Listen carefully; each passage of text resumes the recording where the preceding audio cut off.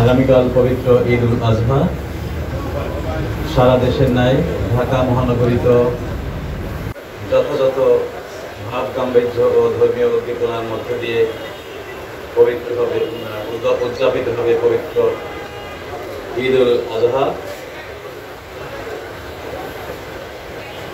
ঢাকা মহানগরীর প্রধান জামাত এবং জাতীয় জামাত অনুষ্ঠিত হবে জাতীয় ঈদগাহ ময়দানে সকাল 7টায়। মহামান্য রাষ্ট্রপতি, মন্ত্রিপরিষদের সদস্যবর্গ, কূটনৈতিক স্তরের সদস্যবৃন্দ এবং বিশিষ্ট ব্যক্তিবর্গ এই জাতীয় ঈদগাহে নামাজ পড়বেন। এটি ছাড়া আমাদের জাতীয় মসজিদ বাইতুল মুকাররমেও আলাদা আলাদা 5টি জামাতের ব্যবস্থা করা হয়েছে। যদি আবহাওয়া অনুকূলে না থাকে তাহলে এই জামাতটিও বাইতুল মুকাররমে শিফট হওয়ার সম্ভাবনা রয়েছে। ঢাকা মহানগরীতে এই জামাত সহ সকল জামাতের জন্য নিরাপত্তা ব্যবস্থা গ্রহণ করা হয়েছে। এখানে যেহেতু মহামান্য রাষ্ট্রপতি নামাজ পড়বেন এবং অন্যান্য বিশিষ্ট ব্যক্তিবর্গ থাকবেন, কূটনৈতিক বোর্ডের সদস্যবর্গ থাকবেন, সেজন্য এখানে বিশেষ ব্যবস্থা গ্রহণ করা হয়েছে। জাতীয় ঈদগাহ ময়দানের যে জামাত সেটি নিরাপত্তার জন্য 5 স্তরের নিরাপত্তা বলয় তৈরি করা হয়েছে। এছাড়া ট্রাফিক ব্যবস্থাপনার জন্য 4টি আলাদা আলাদা পার্কিংয়ের ব্যবস্থা করা হয়েছে। কিছু কিছু জায়গায় রাস্তায় ডাইভারশন দেওয়া হয়েছে। আমাদের সাধারণ uniform police patrolling, checkpost, drone patrolling, cyber patrolling, CCTV camera ইত্যাদি বিভিন্নভাবে নিরাপত্তা নিশ্চিত করা হবে।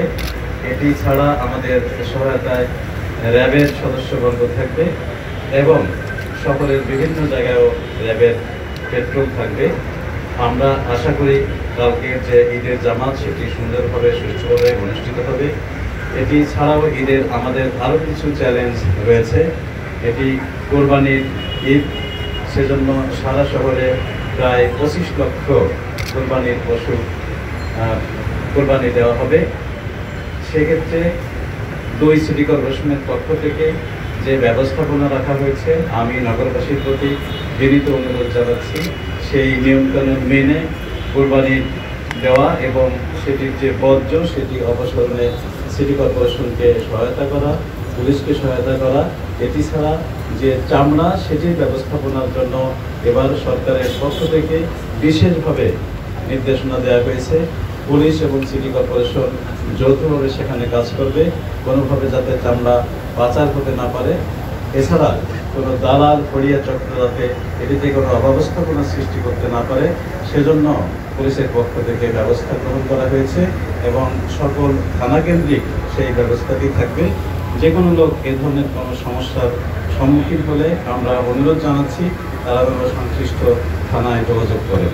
এছাড়া ঈদের দিন এবং ঈদ পরবর্তী সময়ে ফাঁকা রাস্তাতে আমরা অতীতে দেখেছি যে উঠতি বয়সের যুবক এবং কিশোর বন্ধু তারা মোটরসাইকেল এবং কার রেসিংয়ে মেতে ওঠেন।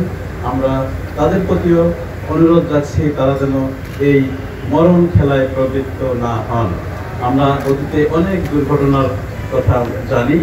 এবার পুলিশের পক্ষ থেকে ব্যবস্থা গ্রহণ করা হবে।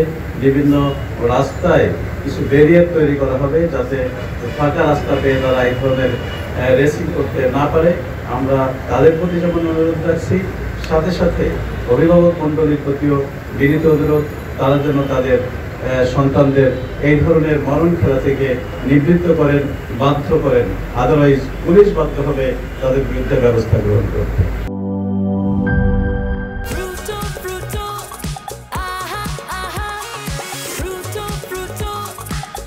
প্রাণ ফ্রুটো, সময় অসময় ফ্রুটোময়।